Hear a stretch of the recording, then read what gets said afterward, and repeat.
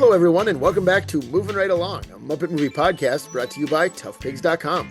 It's the podcast where we watch Muppets From Space 2 minutes at a time and talk about it a lot. I am your host, Anthony Strand. And I am your other host, Ryan Rowe. And today we have a very special guest joining us. Special guest, who is it again? Hello, I am your very special guest, Joe Hennes, also from toughpigs.com. Joe Hennes, our first ever guest on this podcast. Ooh. Back in 2017. Yeah, wow, what a trip it's been. Hey, can I just say something before we get started though? Guys, there's one thing that I noticed about this podcast season. It's that all of your guests seem to have a reason for skipping their raps and their introductions when we should be taking them, like tax deductions. Because there's nothing better than rapping about space and all those gonzos from the gonzo race. Everyone here's been an absentee when making rhymes for Piggy's Gotta Pee. I don't know about you. I think it's a crime that we're 20 episodes in without one rhyme. What a terrible missed opportunity to get more raps for the Muppet fan community. We could rap about all sorts of material like Cap'n Alphabet cereal or Cosmic Fish banana sandwich on a dish. K. Edgar Singer, Rob Schneider, the right winger. Rizzo's roommate smells pretty funky. He might spank you like a bad, bad donkey. Bunsen and Beaker were left at the gas station. Hey, remember Heroes starring the Haitian? The goat, the remote, the Shelly, the smelly, build a jacuzzi, RU3. All right, I think I've made my point with this stupid little song. Now let's get to my favorite podcast. It's moving right along. Man, there were some really good rhymes in there. I just came up with it off the top of my head. We could see that you weren't reading notes or anything. That was amazing. Is Jimmy Jean-Louis from Heroes in this movie? Did I forget? That one was for you, Anthony. Is he at the beach? Hey, remember the Haitian?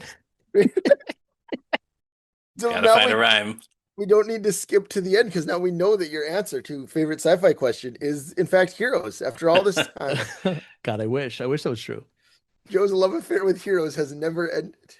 What are the Muppet connections to Heroes? There's got to be like at least one crossover actor, right? I think Zachary Quinto may have been on Sesame Street. Sure, feels like he would have been. Okay, sure. Yeah, same with sounds like a thing. Greg Grunberg was probably on Sesame Street, right? He seems like he'd be a word of the day guy on Sesame, maybe. Yeah, sure. Did J.J. Abrams ever direct an episode of Sesame Street? If so, then Greg Grunberg was on it. Yeah. J.J. Abrams directed what's that movie? Never mind. Super 8. Super the number of the day is 8. What's the E.T. movie where they ride bikes around and nothing happens? Super 8, yeah. I knew it had a number in the name. Never mind. Forget it. Cut this out, Ryan. Cut it out. Nope. Joe is surprisingly, Joe is not joining us to talk about the work of J.J. Abrams. He is joining us to talk about minutes 39 and 40 of Muppets From Space. And in these minutes, Rizzo meets the lab rats, and Gonzo doesn't know. So last week, we speculated that Rizzo was about to die as he fell down a long tube. It seemed as though he was hurtling to his death. Yes. But much like Tiny Tim, he did not die. That's a shame. Joe's what if he did? What if that's what happens in this movie? Coming in hot. What if halfway through this movie, it's like, and then Rizzo went into a pneumatic tube and we never saw him again. And then we just don't talk about it. So we don't even know. He's not even dead. Maybe. That's true. He could be anywhere. It's even worse. Yeah. We'll just never know. Yeah, he could be at the bank. Maybe that furnace is only lit every other day. Ooh. Rizzo is kind of like Veruca Salt, if you think about it. I thought you were going to say he's like Augustus Gloop because he wants to eat everything. No, he's like Veruca Salt because he wants a bean feast, is what I was going to say. You guys, okay. He is like all of the kids except for Charlie Bucket. Yeah, I guess he has a little bit of. He's got Mike TV energy. You know, he's like Violet Beauregard. Yes, we saw him watching TV in this movie. That's true. That's right. That's true. And he does spend all day chewing like a cow does. So, although I would totally watch Rizzo the Rat in the Chocolate Factory. But in this, but is he Charlie or is he the other four kids? I don't care. He's just hanging out in the Chocolate Factory. You should. Well, I got a movie for you. It's called Tom and Jerry, Willy Wonka and the Chocolate Factory. Okay, what if they just did Charlie and the Chocolate Factory, but they CGI'd in Rizzo the Rat for no reason? He's just like green screened in. That's I know. basically what the Tom and Jerry movie That's is. exactly what it is. They should do that with Rizzo the Rat. That would have been better after That sounds Netflix terrible, buys and Disney. also I know there are some Muppet fans who would love that. Dude, I would just love. Have you thought about what if Willy Wonka and the Chocolate Factory keep one human? It's Peter Ostrom as Charlie. Everyone Yeah, else is Muppets. sure. The role of Gene Wilder as Willy Wonka is played by Clive Coenga. Oh, okay. Yeah. Yeah, Grandpa Joe is Statler and Waldorf. He looks like a mix of Both Statler of them, and yeah. Waldorf. that's Yeah. true. Yeah, you didn't get a golden ticket, Grandpa Joe. Anyways, we're not talking about that. Rizzo, You could have gotten out of bed anytime you wanted, Grandpa Joe. he could have. He's Here's been the in thing, bed though. for 20 years. The excitement of the golden ticket revitalized him. It's like when a mother gets that burst of adrenaline to lift a car off of her child, it's like he didn't have the strength to get up out of bed, but then the jolt of energy that he got from the golden ticket helped him do it. That's true. Because he'd have said it couldn't be done, but it Exactly. could be done. Right. Yeah. I think I've Got a Golden Ticket is an underrated song in that movie, by the Yeah. way. I Yeah. think it rules. That's a good one. We don't really talk about it. I think Cheer Up Charlie is like Cheer Up Charlie is Nobody the likes worst that song one. in the history of cinema, Joe. It's terrible. It's so bad. We watched it out on the porch. We watched it for a porch movie this fall, and like the look on Miles's face when Cheer Up Charlie just wouldn't stop happening. Echoing the looks on the faces of millions of children for 50 years. Uh-huh. It's just tradition at this point. Mhm. No one knows why we started doing it, but we just got to do it. Anyways, this movie also has scenes that are memorable. And one of them is that Rizzo yells, "Ow," as he lands in a room with several other rats. And he doesn't die, but he does lose his hat. That's true. His hat, he falls through a hatch which closes, and then his hat lands on top of it, which is Yeah. a nice touch, I think. It's I think cute, that's cute. Yeah. But so Rizzo lands in the room, and I don't know about you guys, but it really feels to me like this is the spinoff. This is Frasier. This is Joey. Starring, Rizzo is entering another movie. yeah, starring Rizzo. And these are his new supporting characters. These are his Sure. Drea DiMatteo's or his Niles's, if you will, Yeah. depending on if it's Joey or Frasier. Well, and just to yes, and that this is actually more the reboot of Frasier, where it's like the same reboot, but you have different characters because we already saw Rizzo and his rat friends.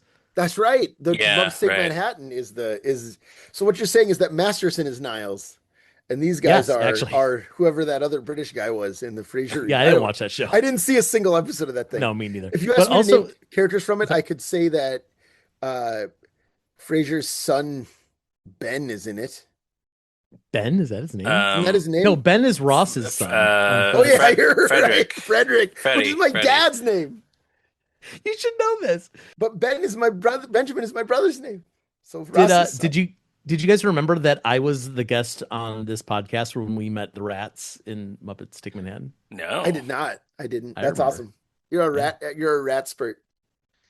And That's Bert. so who are these guys? A big guy with a shock of white hair sticking straight up walks up to Rizzo and he introduces himself as Bubba. He is wearing an A-style undershirt.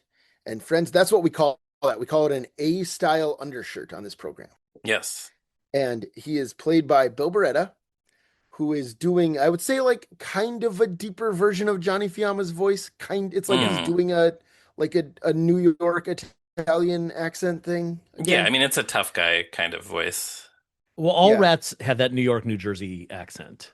So he's doing That's true. Yeah. Hmm. That's nature. That's how Sure. rats talk. Yeah. That's how they talk. hmm And he says, "I'm going to introduce you to some of the boys here," and then he does. And here's who they are. You want to know? You want to know who the boys are? Of fellas? course. Desperate to know. I'm dying All to right. know. First one is Fast Eddie, who Bubba describes as harmonica extraordinaire, not harmonica player extraordinaire. Bubba describes him as though he himself is an exemplary example of a harmonica. Maybe Bubba thinks he is a harmonica. It's but he's holding one. He has a little rat-sized harmonica in one hand. And Yeah. his other Yeah, hand, And that's one of those things where like someone had to make that harmonica. Like we barely oh see it on yeah. screen. yeah, But like where what it must be the tiniest little harmonica. You can swallow that thing like a got it out of kid. a It's Kinder Joy. I was gonna say it could be a doll harmonica. Yeah. It's true. They If do. we I will could say, like, they do make tiny harmonicas. My uncle is actually a professional harmonica player. That's not a joke. That's a real thing. Huh. And right, fascinating. And I remember he had probably still wears it, like a little tiny harmonica. I would say it's maybe an inch wide, like if that, probably less. That he wore around a necklace, and it worked. Like you could blow it, and it would wow. make a harmonica sound. Yeah, Maybe he made this one for Fast Eddie, it's very possible. Unlikely, but but possible. possible. Yeah. Not He's Uh, not a impossible. harmonica builder. He didn't build it. He bought it with money that oh, he earns playing the harmonica. okay. Okay. Good. Fast Eddie though has in his other arm is in a sling. He's holding a harmonica in one hand. His other arm is in a sling. Rizzo says, "How you doing, Ed?" Which is the second time in this movie that a character has been introduced as a different variation of the name Edward. K. Edgar Singer, and Rizzo said, "That's Ed." And now Yeah. Fast Eddie is introduced as Eddie, and Rizzo addresses him as simply Ed. Yeah, and that was just a few minutes ago, so that's an Yeah, interesting choice. But I was thinking I know I've heard the name Fast Eddie as a nickname before, and even specifically applied to criminals. I mean, this Fast Eddie is not technically a criminal, but this is a prison type setting. So I did some web searching, and the closest thing I found was a bank robber named Fast Eddie Watkins. I found his obituary on the website of Cleveland 19 News. So, Joe, maybe you're familiar with Channel 19 in Cleveland. Yeah, wait, Channel 19. That was gosh, what I affiliate would that have I been? I did don't not remember, write but down yes, what network affiliate it it's okay. is. Don't worry about it. But Fast Eddie Watkins, a bank robber who claimed to have taken $1.5 million in 55 holdups from coast to coast. He died in 2002 at the age of 82. He spent more than 50 years in jail and prison and escaped numerous times. He was on the FBI's 10 Most Wanted list, and he earned his nickname because of his ability to get in and out of banks quickly. So I'm guessing this is like he's the, the first criminal to have the nickname Fast Eddie. all of that is interesting. I thought you were You- going to say Paul Newman in The Color of Money and The Hustler, because his name is Fast Eddie Felson in that movie. Right, but that well, It has nothing to do with this, but it's no, I just didn't do the math of whether that predates Fast Eddie Watkins or not. But I right. mean, I yeah. just, I, I heard but I hear Fast Eddie, and that's what I think of. Yeah, But sure. well, I grew up in a Paul Newman household, so well, in a minute we're gonna meet another rat who has a name of a convict from a film that was also kind of, I mean, rooted in reality, but like yeah, True. Yeah. yeah, but so that makes me wonder if they're all names from like famous convicts. Oh, yeah. yeah, I don't know. maybe. It also makes me think of Fast Eddie B from the Carmen Sandiego video games, if anyone out there remembers that character. I don't. I just Googled Fast Eddie because I meant to do that as well, and apparently there's an Australian fast food chain called Fast Eddie's, and there was a video game from 1982 called Fast Eddie. Oh, Looks like it was on the Commodore 64 and the Atari 2600. And the picture is looks like a guy it looks like it's a Mario, like a Donkey Kong ripoff from the art. Yeah, so not a bank robber or a pool hustler. Does not seem to be that. He is climbing ladders and jumping on things that are not Goombas because they would get sued if they were Hmm. Goombas. they're googly mooglies. They're probably googly mooglies. Yeah. Anyways, Fast Eddie in this movie is played by Drew Massey, who this is his first Muppet movie. I have to imagine, Oh, right? yeah. He wasn't credited in Treasure Island I or don't think he's Christmas in Carol. Treasure Island now. And who is Drew Massey? Well, I would say that he is best known probably as the titular Sid the Science Kid on that PBS show. Yeah. That was his big role. And in Muppet fandom, he was best known for a while as one of the fake Statler and Waldorfs in From the Balcony when they recast Statler and Waldorf. It was him and Victor Yared, who are obviously two talented puppeteers who have done a lot of good work. But for a little while on the Tough Pigs forum, it was just like Drew and Victor are back in town scabbing it up or whatever. Yeah, sorry guys. I feel bad about Yeah, Yeah. that now. I do. I Oh. do. I should apologize. We Yeah. were all younger and more foolish and reactionary, and it was a surprise to have um, Dave Goelz and Jerry Nelson, right, in that series originally as Statler and It would have been Waldorf, what it must have been or Steve. was That's it like Steve? I think it was Steve 2005. by then. Yeah, Okay, Yeah. Steve must be Steve. Whitmire, yeah. But then to have them kind of unexpectedly replaced by two other talented puppeteers, we were very surprised. Right. But anyway, so that's Drew Massey, and here he is. We're gonna see him later in this movie.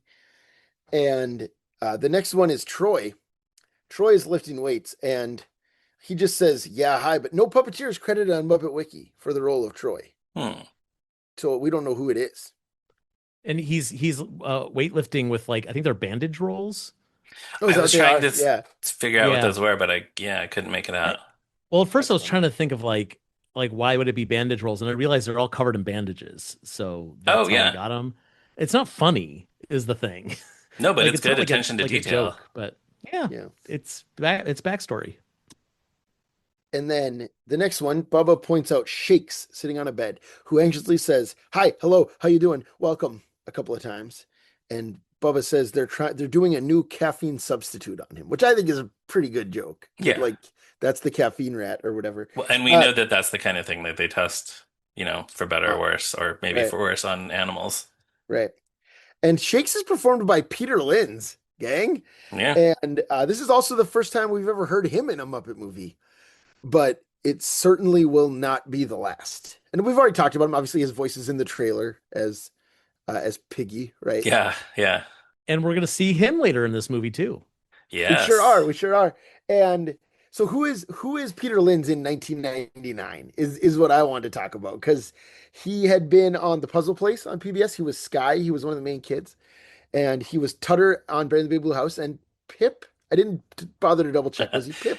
I can never remember which He one was was he Pip and was which one was he Pop. was Pip or Pop on Brand the Big Blue Okay. House.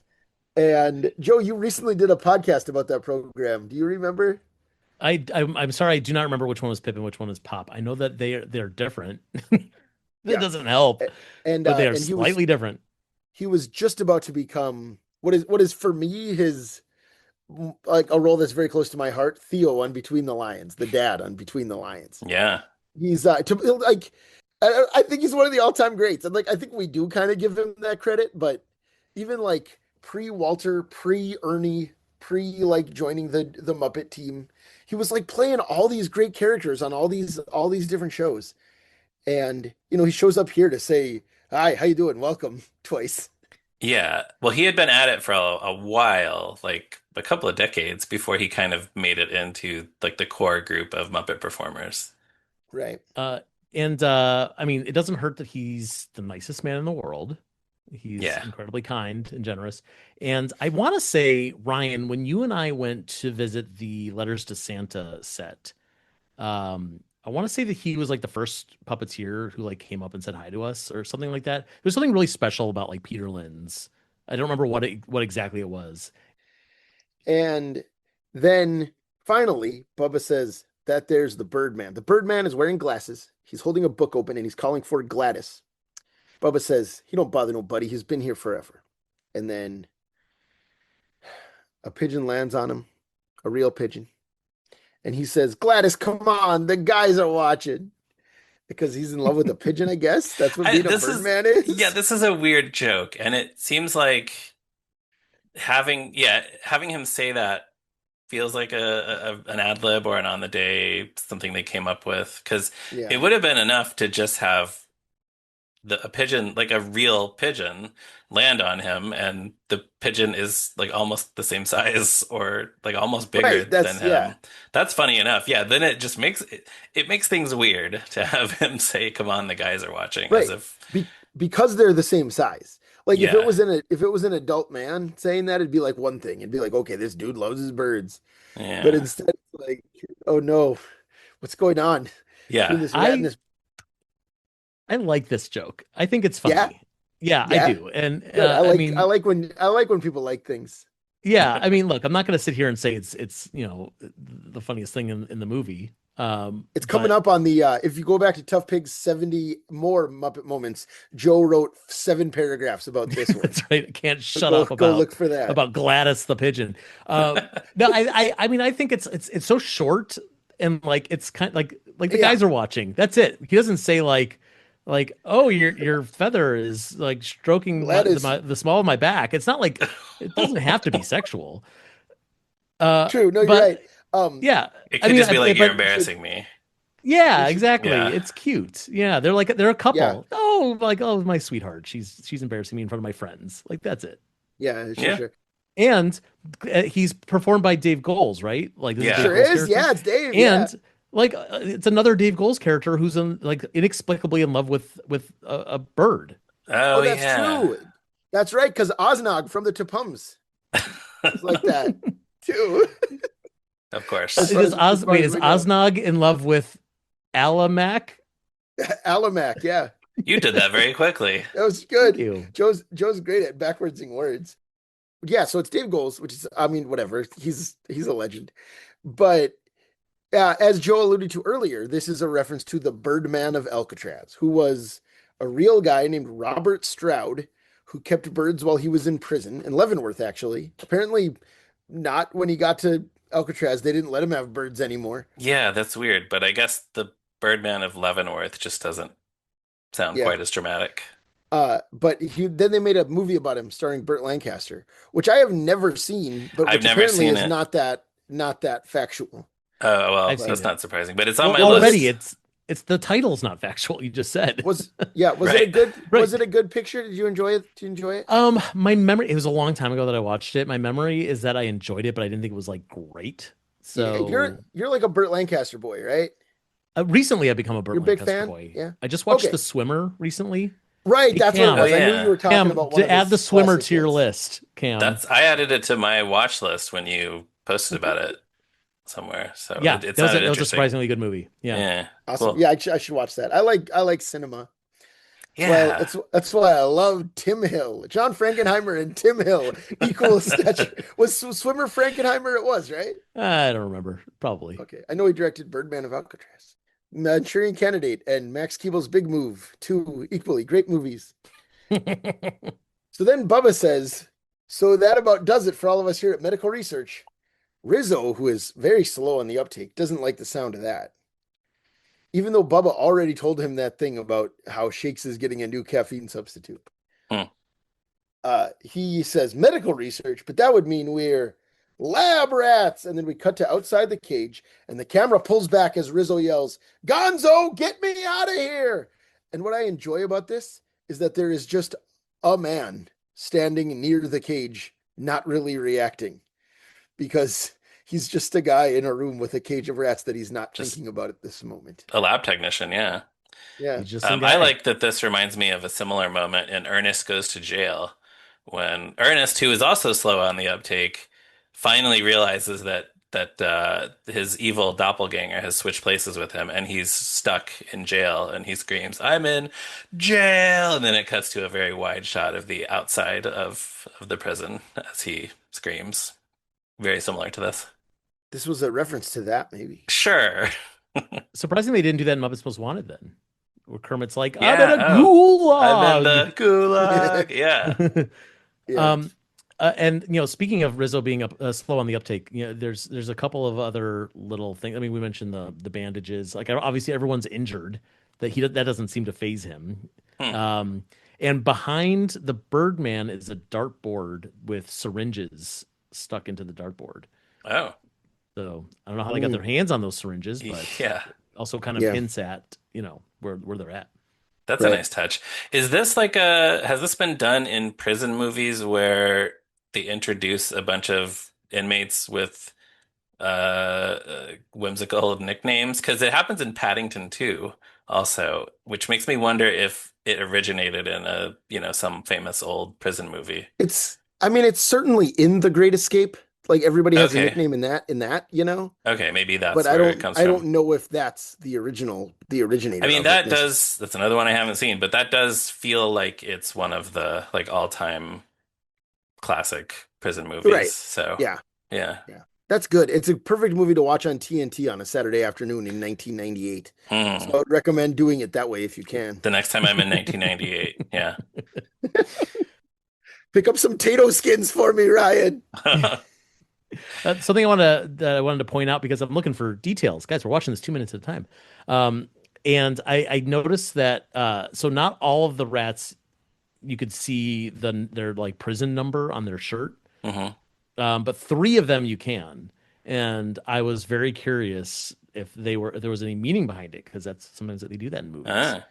Ah, So I saw that Shakes, his shirt says D15538, and I looked it up, and it's a first of all, it's a hex color code, and it's a beautiful shade of red. Awesome. So huh. it's a reference to that. And also 15538 is the zip code for, let's all say it at the same time, Fairhope, Pennsylvania. Of You knew it. Okay. course. So it's a reference to that. Birdman, he's got D26059. And that's also a hex color code for a shade of red, almost the exact same shade of red, interestingly. Hmm. So that makes me think that's deliberate, but I think it's probably just a coincidence. And 26059 is, of course, the zip code for Triadelphia, West Virginia. So shout out to all of our Triadelphia. friends in Triadelphia. That's a great name. That's a Sorry, great Wow. name. Triadelphia or Triadelphia. Triadelphia. Huh. And Don't mind if I Troy, do. There you go. Troy, his number is J89263. That is not a hex code, nor is it a zip code. But it is the product code, you guessed it, for a belt tensioner. Now, do you know what a belt tensioner is? I'll tell you. It is a crucial engine component that applies consistent pressure to a serpentine or timing belt, preventing it from slipping, vibrating, or falling, which ensures accessories like the alternator, water pump, and power steering to run correctly. Thanks, Troy. That's That That's your big contribution to this movie, is that you Joe. reminded us what a belt tensioner is. Joe, Yes, yes, that's the Anthony. greatest thing you've ever said to me. that sounds like a very important object, tool, thing. It probably is very important. I mean, here's the thing: is I feel like you guys probably do this like every other episode. Where you're like, I'm gonna do a deep dive into this thing, and I'm gonna strike gold, and then you do Uh-huh. all this research, and you're like, that was garbage. Correct, correct. But then And then you we do it, and then you're like, well, I did all that work. I might as well mention it in the podcast, And fill in a that's little bit why of we're time. You know what I here. mean? Yeah. Yeah. then we yeah, yeah, and then we usually don't talk about it on the show. I say that's a dead end. Never mind. That's what I'm here for. I'm here for all the dead ends. No, no, that was great. That was a thrill, Joe. But you know what else is thrilling? Tell me. The scenes in this motion picture set in the office of K. Edgar Singer, because we go back there next, The other and he Ed. spins Gonzo's chair. The other head? The other Ed. Oh, the other Ed. Yeah, that makes more sense. Mr. Ed, we call him. Right. That's what we call him. He's like, hello. Man, what would have been cool if Alan Young worked with the Muppets. I love that guy. You know what'd be Yeah. great is if K. Edgar Singer was played by a talking horse. That would be confusing, but And sure. then he'd be like, Really? now, Mr. Gonzo, what can you tell me about these? Because that's what K. Edgar Singer says to him. Would And then you we see would you really screams. find that confusing, Ryan? Would you really find it confusing that a talking horse has a talking bear for an assistant? Well, are we talking about a Muppet horse? Because that's less No, confusing. real horse, real Yeah, horse. no, okay. No, Peanut butter uh, on his that would teeth and be- everything. What if he was a hyper-realistic animatronic horse? That I would like that. I would still find it odd, but I would like it very much. What if it was Warhorse and you could Uh-huh. see the puppeteers moving him on screen? The stage version of Warhorse. The stage version of The Warhorse. stage version of Warhorse. That would be cool. We would probably be like, did you notice you could see the puppeteers in the scenes with the horse? Okay, what Yeah, if and then Mr. people- Ed played Warhorse in the movie Warhorse and he talked the whole time? That That would would be have been fun. so much better. That Yeah, movie was I think- mega dull. Oh, I'm in World War One, Wilbur. What that movie like- really he's needed like was for my- the horse to be wisecracking and like asking for junk food and watching I'm, TV. I'm in no man's land, Wilbur. Get me out of this barbed wire. Whoa. Yep. He's like, I'm talking to some little girl and her dad. I thought the movie was over, but apparently there's a whole nother subplot, Wilbur, about a little girl and her dad. But would it be like the show where only the Warhorse's owner can hear him talk, and everybody else is just like, Yeah, it's the you don't have a talking horse. Like, But in Warhorse, it would be just Tom Hiddleston at in the first scene of the movie, and then like you never see him again. hmm. no, but it's not Tom Hiddleston. It's Alan Young in 2011. Oh, it's It's it's 90-year-old Alan Young or however old he was in 2011. Hey, he played Scrooge for the remastered DuckTales NES game. Not that that blows my mind long how long after that. he performed Scrooge, Uncle Scrooge Yeah. for. He was That's working. insane. Yeah. What a guy. And then but he's not in this. Alan Young is not in this movie, Unfortunately. unfortunately. He could have played General. It would have been a much softer General Luft, but he could He have done it. absolutely could have played General Left, yes. Yeah. Did you guys ever see the ER where he played a Korean war vet who with dementia who turned out to be a deserter? Great actor. No, No.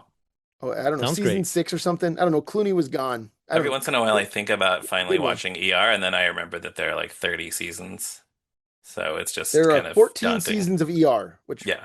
probably seems like fewer now than it did in 2008 or whatever. 15. 15 and 2009. There's 14 or 15. Yeah. It's a lot.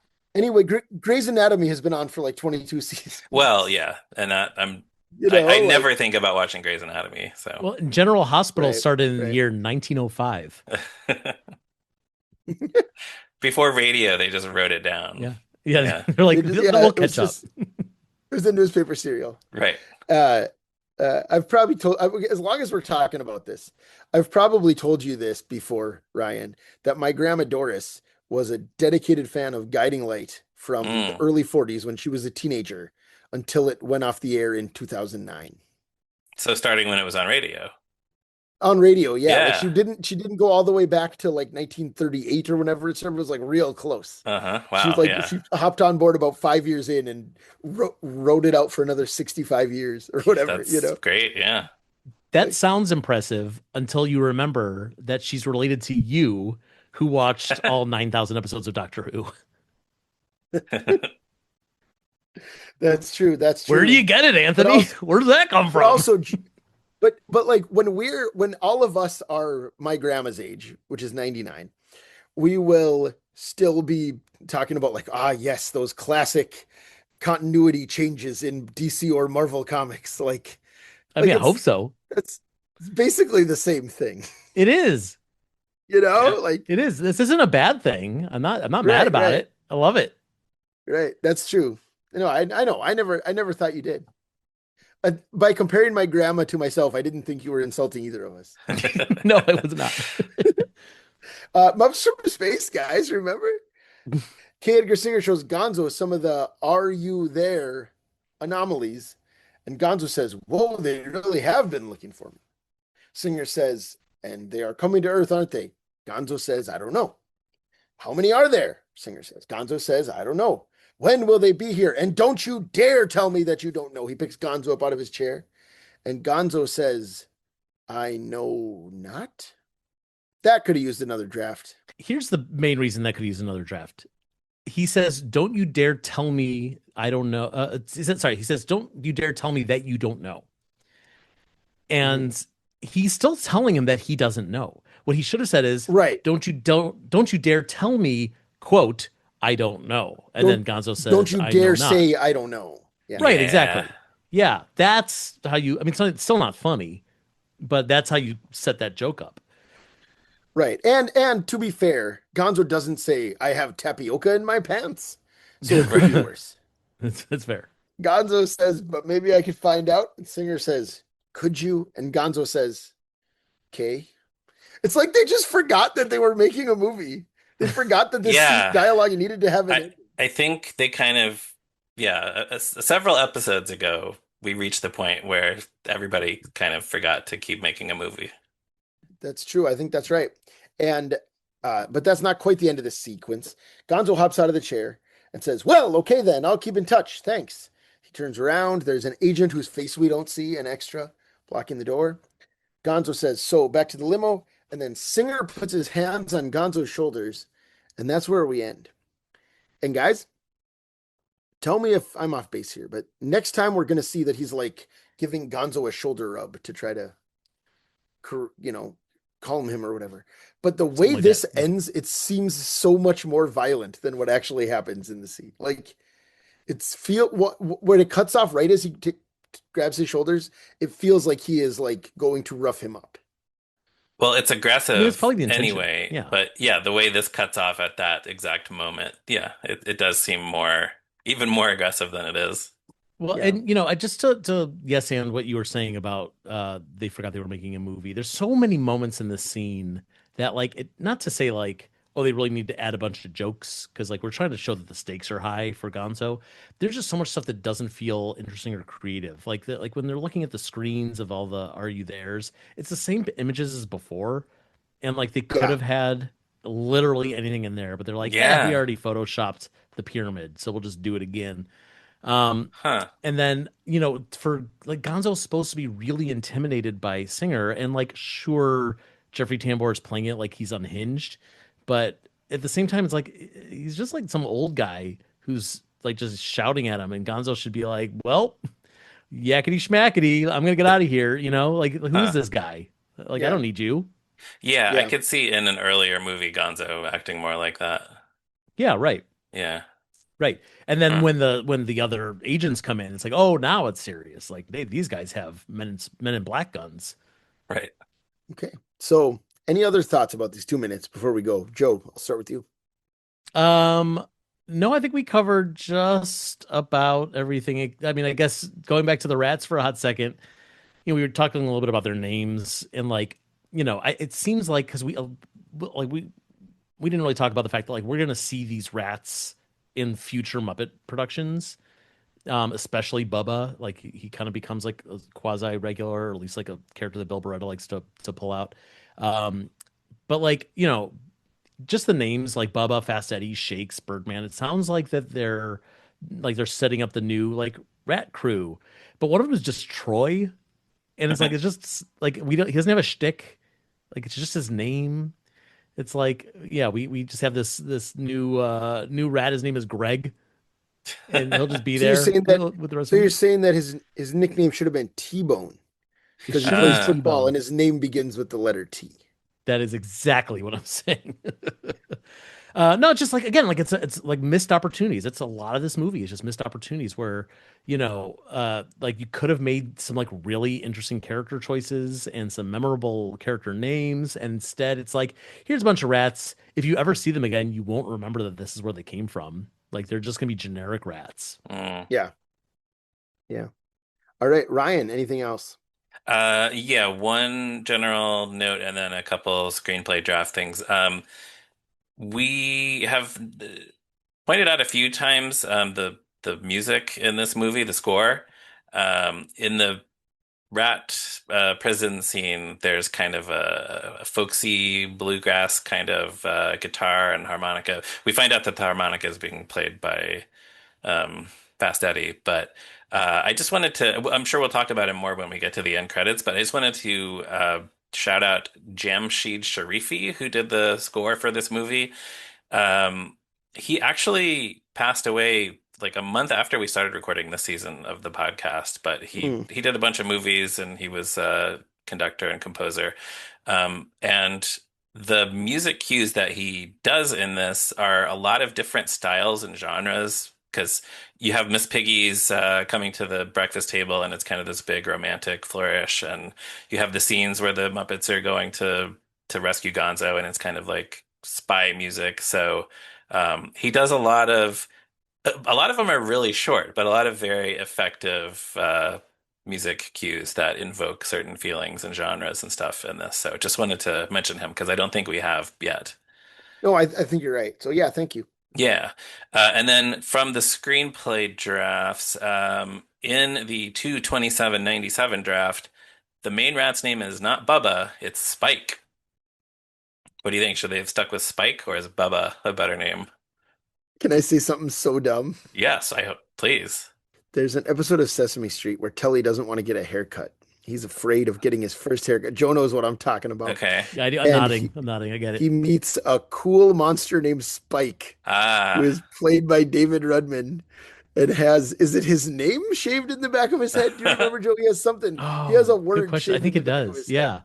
I think And it he's is. wearing Yeah. shades, and he's just like, getting haircuts is cool, Telly. Like, Oh wow. it's so they should have just had that character, and it's David Redman, and Sure, he's why like, not? In the rat cage. welcome to the lab, Rizzo. You're gonna have a great time. Like they should have just been that. Should have been You can read Spike. more about that in my season 22 50 and 50 article Oh yes. on Um, toughpigs.com. Ryan, you saying that just sparked a memory for me of a story that you told me probably like 15 years ago. Hmm. Yeah, something about like you went to a Starbucks and they asked for your name and you said it was Bubba. Is this familiar to you? It's not familiar to me, but that doesn't mean it didn't happen. I feel like you told me a story where you went to a Starbucks or someplace where like they ask for your name and like then they call out your name when your order is ready and you're like, it's gonna be hysterical. I'm gonna tell them my name is Bubba. And then they did it and it was very funny. And that was it? I think I was Huh. hoping you'd remember the rest of the I don't story. no, I don't know. There was definitely a time when I was younger that I would have thought that was funnier than I think it is now. But Well, I'll say this. uh That is funnier than if you were like, I'm gonna tell my name that my name is Spike. That's not funny. yeah. Well, because I mean I went to school with guys named Bubba, honestly, in small town Yeah. Texas. So it's not impossible, but yeah, I don't remember that, but yeah, I don't I'm not saying it didn't happen. And then the other thing in the 2/12/98 draft, when Rizzo realizes he's a lab rat, there's a moment where Spike says to the other rats, "Get the new kid some aspirin. He'll need it." Which is just kind of like that would not work in this movie because you already have the dramatic sting of him realizing he's a lab rat and screaming, and so yeah, that's a good cut. Maybe he Yeah. would have needed the aspirin because they were testing aspirin on rats. Yeah. Oh, yep. Oh, yeah. Hey, Joe, Yes, Anthony. we got two questions we've been asking all of our guests this season. You Do want to hear them? you? I Yeah, would you want to love to hear? hear them in order, You want to please. hear? You want to hear them in order? The first one is, what's your history with the movie Muppets from Space? Oh, what a great question. So this movie came out the summer of 1999, and I was working at my summer camp that summer. It was the first, usually I would go to summer camp for a month, and that was the first time I was going for 9 weeks. And I Hmm. remember hearing about this movie. I probably heard about it through Muppet Zine, and because that was like That I think checks out. Muppet Zine, the tail end of Muppet Zine crossed over with the promotion for this movie, and being like, oh my God, I'm gonna be out of town at a camp where like I can't just like leave the camp and go see a movie. And like being really upset that I was gonna miss the new Muppet movie. And I don't remember if it was the day I got home or the day after I got home, but it literally was one of those 2 days. My mom and I went to see the movie because it was still playing at the second run theater, and I was Hmm. able to see it, for whatever, $1.50. So I definitely have a very distinct memory of seeing this movie in the theater. I don't think I liked it. I think I recall being disappointed at like the whole Gonzo's an alien thing, like a lot of us were. I remember being really disappointed at the fact that the Muppets don't really have a song in this. Like I know they sing Brick House and Celebration and all that, but like it's all funk music. And like I like funk music. I like all the songs in this thing, but I like when the Muppets sing too. Like that's good. Um and we were still, I believe, getting used to, this post Jim Henson world of the Muppets, and we had just gone through two movies in which Kermit was not only not playing Kermit the Frog, but taking a huge step back from the spotlight. And for them to be like, and Kermit's still not the star of the show, I remember being like, but I mean, great, I love Gonzo, but like, what are you guys doing? Hmm. So Yeah. Hmm. that's my recollection of watching this movie. Not a lot of good stuff. I knew your alien father, Gonzo. He was a good man. Now, Kermit remind me, says that in this. when did Elmo and Grouchland come out? Like what month of 99? Was it It's before or after this? I want to say a Oh, little later. I want to say it's like September, but let I me was look it up. gonna say September. I Beck don't. Becca would know, like without a Becca's doubt. Becca's shouting at her podcatcher right now. That's Yep. September. Yeah, The We're Adventures of lab Elmo and rats. Grouchland. October 1st, 1999. So I was October. real close. Wow. Huh. So a This couple of months this was the later. other part of my memory was that I 2 months. went straight from seeing Muppets from Space to seeing Elmo and Grouchland, which is not true. That's not a thing that happened. Um, yeah, no, Elmo and Grouchland's not part of this story. We'll talk about that another time. No. We'll Hmm. talk about that on this podcast 1 second Probably. at a time later. We're Ugh. gonna do it. And then the Unsubscribe. second this thing, how would that even work? The second question, Joe, is what is your favorite sci-fi movie or TV show or other property of science fiction? Like this movie I is a am science fiction movie. Yeah, I'm so glad you asked. So as you know, as both of you are aware and are on the same wavelength as me, I love movies, I love television, I love comic books, I love all these things. And I love almost every genre of them. So there's a lot of sci-fi stuff that's near and dear to my heart. Except for I Courtroom. I hate courtroom dramas. Get them out of here. So like I grew up, I was a Star Trek kid. My brother was a Star Wars kid, so we had it all in our house. Um, and I love them both. But like I was thinking about this, leading up to this episode, listening to your podcast and trying to think of like what's my real answer. As much as I Mhm. love Star Trek, as much as I love I believe Megan Barbeau talked about Back to the Future. I was thinking about that maybe, but I think my real answer it's DC Comics, and I know Yeah, that like we Ah, think of great. superheroes as a separate genre from sci-fi, but the crossover is enough that like I would almost consider most superhero stuff to be like a subgenre of sci-fi, because So like can I tell you why I agree with you yeah, real tell me, quick? yeah, In the library, we have graphic novels on their own section, but any novel about a superhero, I have the science fiction genre sticker on the side. right. hmm. It makes sense. Yeah. Superman's an alien.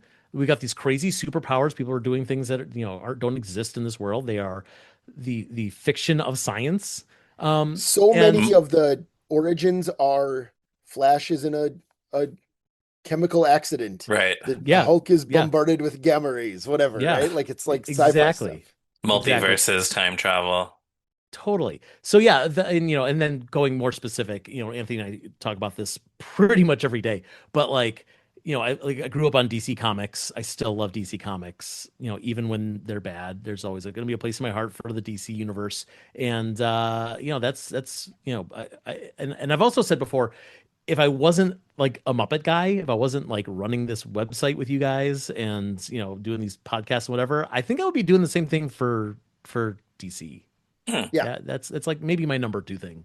So I think yeah, that's right. So when you told this story, you didn't go straight from seeing Muppets from Space to watching Elmo Grossland. You went straight from watching Muppets from Space to reading JLA Foreign Bodies, I sure did which you and I discussed earlier today. A, earlier a, today. a one shot from the 1999 Oh, about wow. the Yeah, Justice League and swapping you know bodies what? with each other. Let's talk about DC Comics in 1999 really quick because like Great, this please. is the peak era of DC Comics for me. Because my number one favorite DC story of all time is DC 1 Million, which came out in 1998, just before this, Yeah, and which and rules. It's way it better than rules. It's JLA so good. Foreign Bodies. It truly is. It's better than almost anything that you're ever going to read. I love DC 1 Million. And the what was going on in the DC universe and Grant Morrison running the JLA franchise and like there was just so much good stuff coming out. And when I go back and look at, I mean, look, I was 17 years old. Like that, it's such prime comic book reading time. And, I think for a lot of us, whatever you were reading when you were around 16, 17 years old is the thing that you love the most. And still like I go back, I reread, all, like my comics from that era, and still it's like this is better than anything that's being published today. I love Hmm. it. So Hmm. yeah, there's something going on in 1999 for me. Yeah. Yeah. You didn't even mention Our Man.